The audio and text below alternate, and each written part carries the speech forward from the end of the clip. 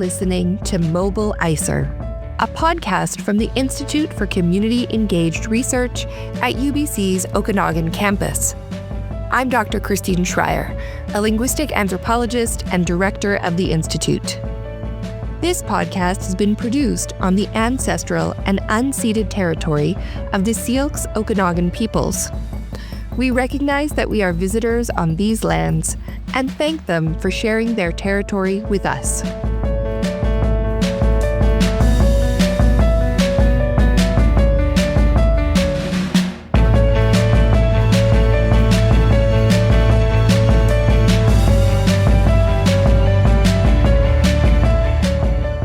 This podcast series on knowledge mobilization was initially recorded at the start of the COVID-19 pandemic. Like many, we faced delays in production and distribution, but we're excited to bring these conversations to you now because we feel they are still relevant to those working in knowledge mobilization and in community-engaged research. You might be wondering, what is knowledge mobilization anyway? A knowledge mobilizer is someone who shares their research or knowledge, usually in creative ways, with the appropriate audience. For ICER members, this audience is usually the community that they worked with, or anyone who may be impacted by the research, including the academic community. In each episode, we'll chat with someone who facilitated a workshop for us on a different approach to knowledge mobilization.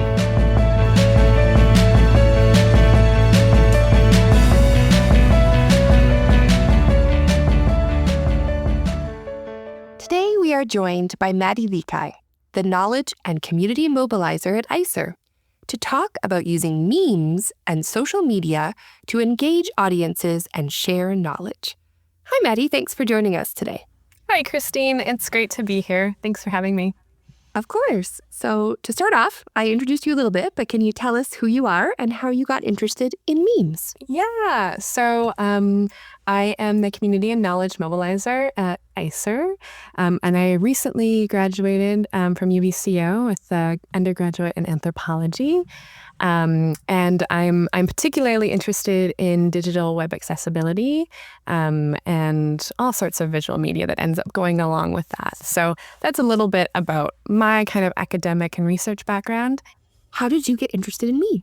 So, like any good sort of millennial, I got interested in memes about the same time that I started my own social media accounts, like on Facebook and Instagram and Twitter.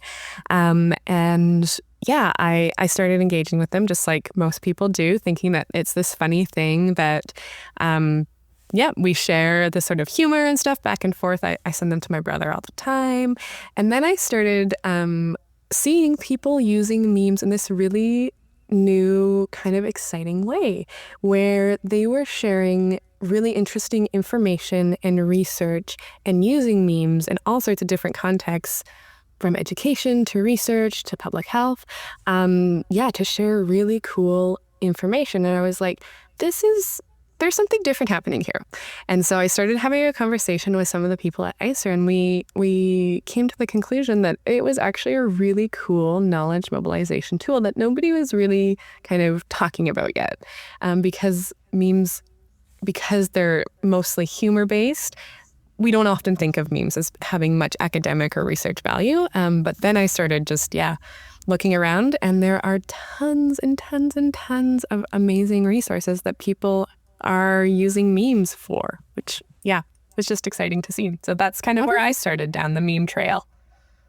Great. I guess we should step back. Those who are not millennials or zennials as I am, and define what is it? Yeah. So it's kind of hard to describe. So a meme in its basic components are some type of picture.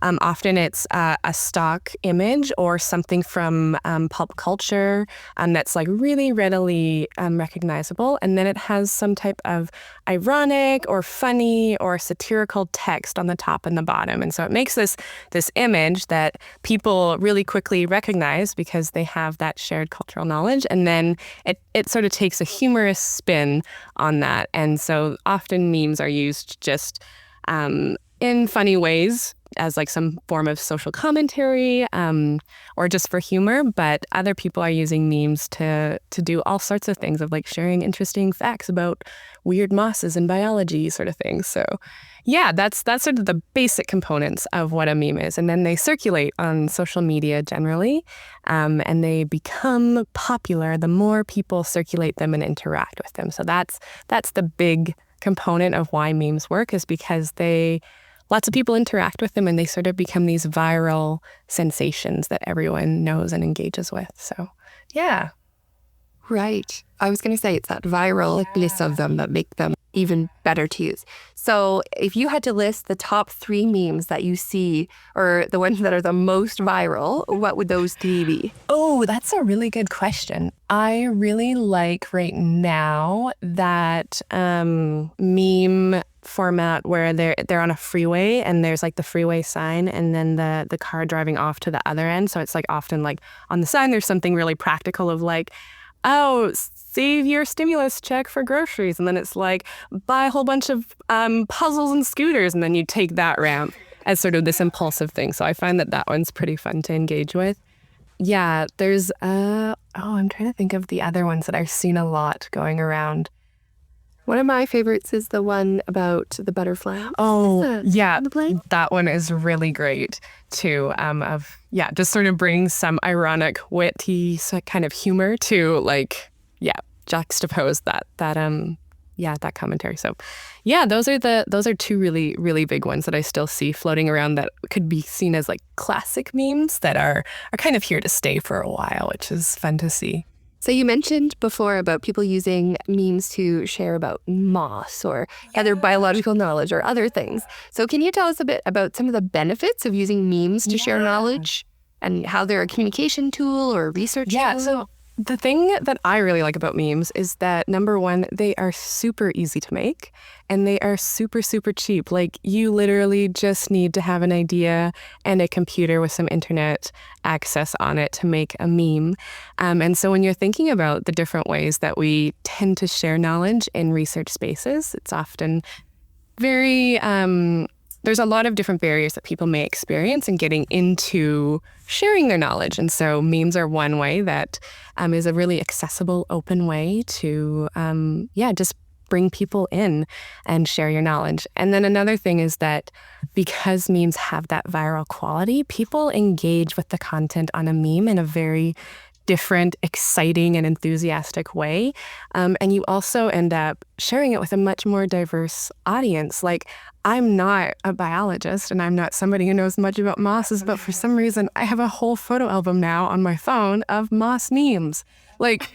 And now when I go out on my hikes, I see all these different mosses around. So it's just a different way of engaging with your content on social media in a digital virtual space, and how that can also influence and share knowledge in other ways, in the ways that people interact with things in real life. So those are kind of my 2 big things. Really cheap, accessible, diverse audiences, and it's really, really engaging and fun. So one of the questions I had for you was about your top tips and best practices if you wanted to use or make a meme. And so you mentioned accessibility before. So what is maybe thinking about accessibility or design or other things? Yeah, okay.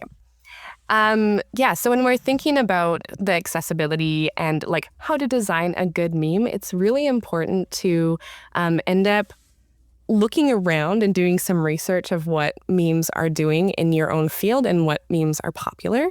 And that's kind of one of the first things to look for. And then when you think about designing an accessible meme, so that means a meme that people of all abilities and ages can kind of interact with and understand, it's important to think about how we can describe sort of those visual components and tell the story of the meme in alternate ways. So there's things that are called like alt text or different ways that we can end up describing what's happening on the meme, even in the caption underneath the meme or things like that. And so when you think about making a meme, you don't want to be only doing niche content. You want to be thinking about the full audience and all the abilities of the audience that will end up engaging with that content. So there's very, very small small things that you can do, like describing what's happening in the picture, in the caption, or just, writing out kind of the joke a little bit more in the caption so that that's an easier way for people who might not initially understand the meme to also engage with it in that way. So, yeah. Those are great tips and things for lots of people to think about that they might not already be thinking about. One of the things I wondered, are there don'ts for memes? Are there things that you should absolutely not be doing if you were going to use a meme to disseminate your... One of the big things that, and this seems really, really small, but don't change the font. Don't change any of the content around it. Like, memes work because we know that they're going to have this like really big block white text, and we kind of understand the format of a meme. And so when you get to like a meme generator website, like just stay there. You don't have to be doing anything super fancy or new. Like, stay in the kind of lane, and then you can use your words as a different way to engage with that. The other thing that I would do is do research about how these memes are used already, and kind of understand the lingo kind of around the meme, what the joke sort of is culturally, and then kind of do some research in your own field to see if there are memes that people have already made, and what is catching people's attention in those spaces. One of my great resources is this website called Know Your Meme. And yes, you can't mention that. So you can actually go on there and search the meme. So if you found like a picture that you really liked, or a meme format that you really liked, you can go on there, search Know Your Meme, and kind of get the whole overview history of that meme and how it's been used. So this can also be helpful because memes are very effective at communicating lots of information. And sometimes they've been used for things that might not align with your intentions or values. So this is a really helpful other research tool to just go through and see how this meme has been used, what it means, how other people have used it, and if it's actually going to be really effective for what you want it to do. Yeah, that's a really great point. And sometimes memes are just pulled from random pop culture, and the moment that they're pulled from is not what it looks like in the meme. And so going back to know where that original image came from, I think is really important.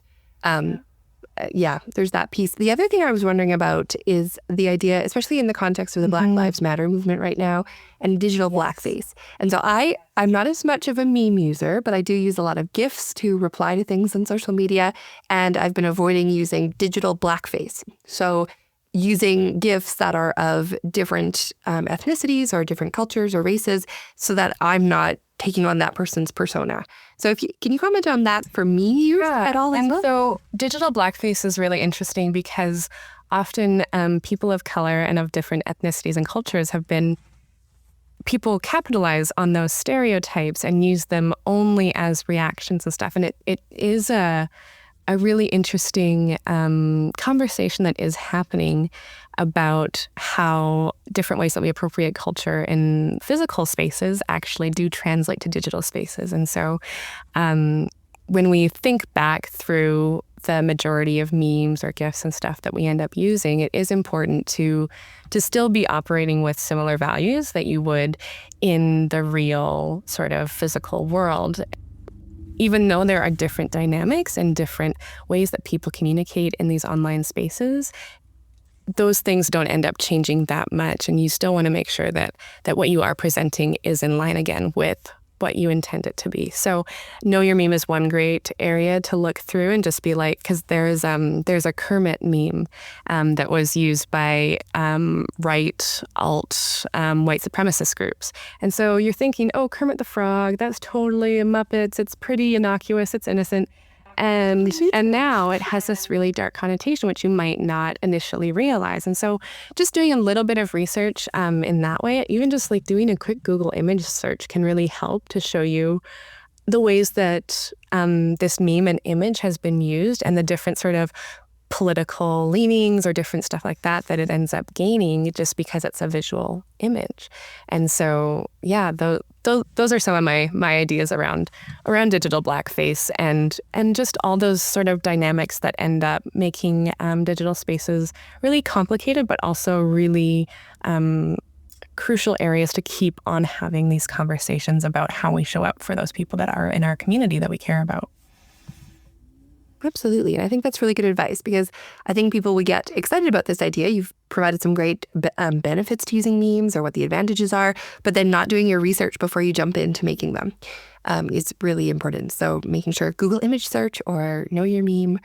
You also mentioned meme generators. I wonder if you could tell us just a little bit more about what are meme generators and how you would use them. So meme generators are a really great tool. They're generally websites, and there's a whole, even if you just Google meme generator, you'll get 20 different ones. And this is really great because they already have a majority of the images that are popular in the meme universe. And then you can add your text really quickly to them. And it's a really lovely, low labor, low cost way to end up making your own memes.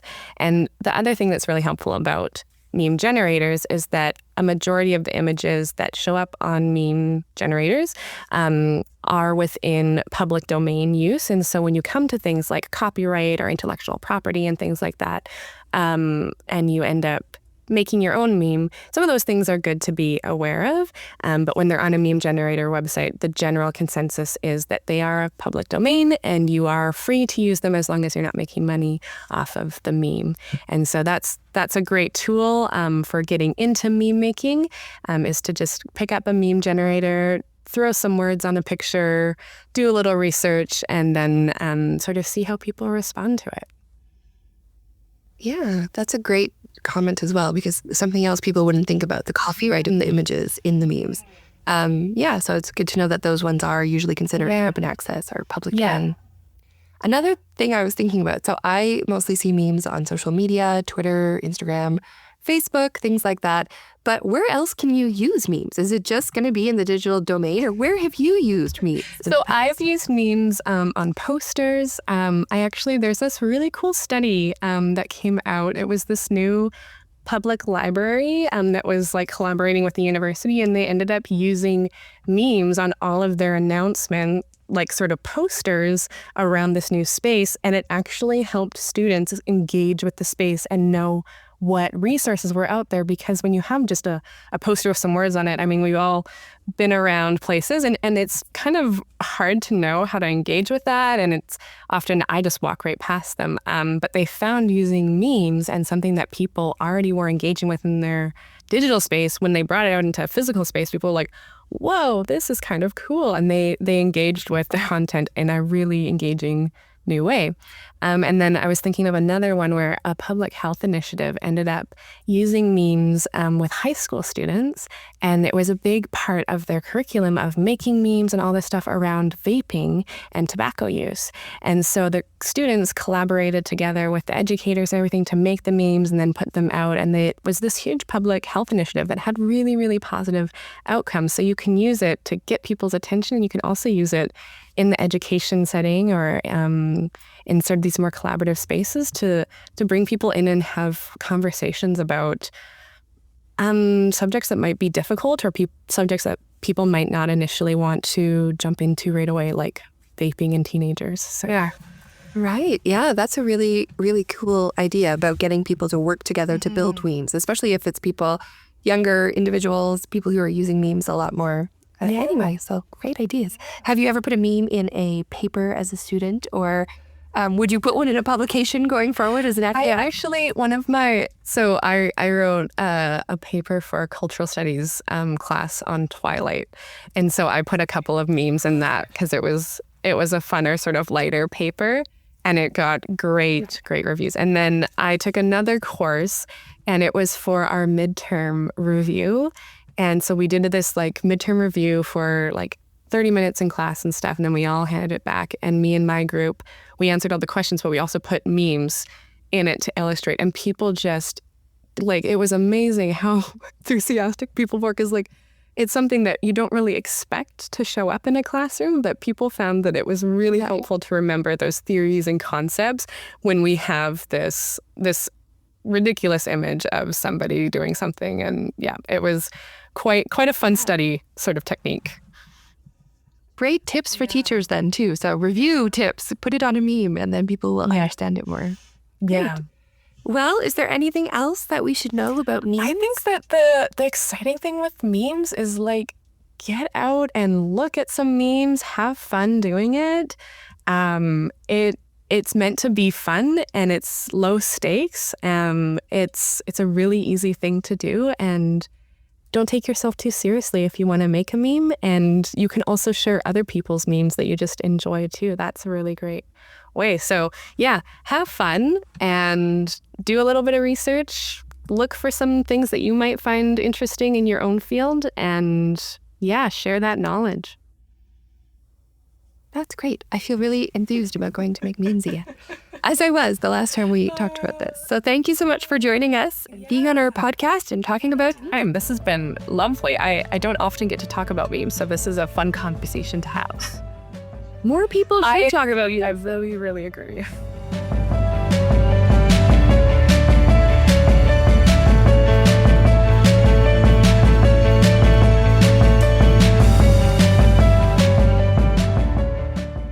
You've been listening to Mobilizer, a podcast from the Institute for Community Engaged Research at UBC's Okanagan campus. Produced by Joanne Carey, Christine Schreier, Robin Metcalf, Madeline Leakai, and Kaylee Fawcett. Today's episode was hosted by myself, Dr. Christine Schreier. Edited by Joanne Carey and Kaylee Fawcett. Music by Pictures of a Floating World and Scott Holmes. Artwork by Madeline Leakai. Thank you for listening.